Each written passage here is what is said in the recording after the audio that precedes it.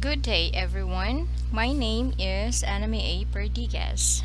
And so for today, I will be discussing the benefits of economic nationalism and why Filipino ownership is necessary. Before that, let's have Claro M. Recto, which is, he was well known for his idea of economic nationalism. So, Claro M. Recto was born on February 8, 1890. He was a well known Filipino statesman who served the Philippine Congress. He also served as the head of the Constitutional Convention, which drafted the 1935 Constitution. So, what is economic nationalism? Nationalism in the economic field is the control of resources of a country by its own people to ensure its utilization primarily for their own interest and enjoyment. So for Filipinos, what does economic nationalism means for us? So economic nationalism means the control of the resources of the Philippines so that they may be utilized primarily in the interest of Filipinos. So, what course does this economic self interest indicate for the Philippines at the present time?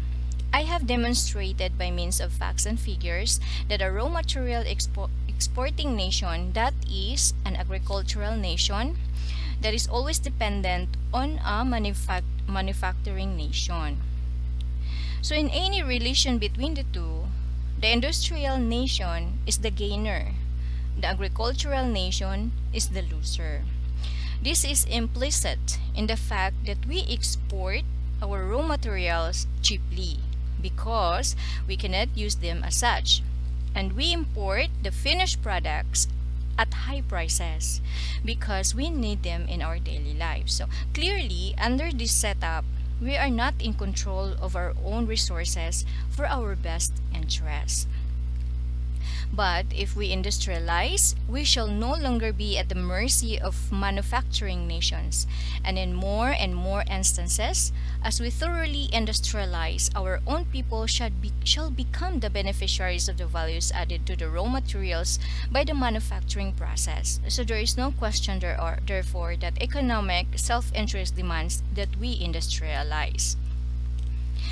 Right, so what benefits will the Philippines gain from the economic nationalism?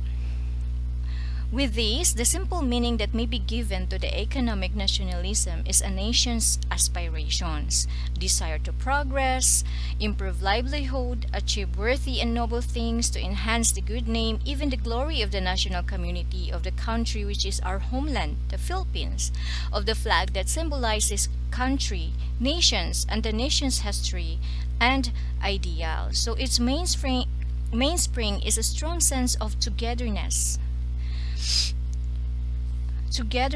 of the people, that we have these common desires.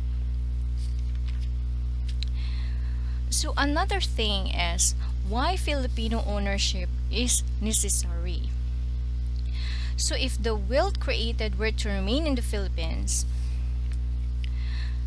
and be reinvested again and again in other productive enterprises which would create in turn a new wealth, then all wealth could sustain an ever-spreading and rising standard of living.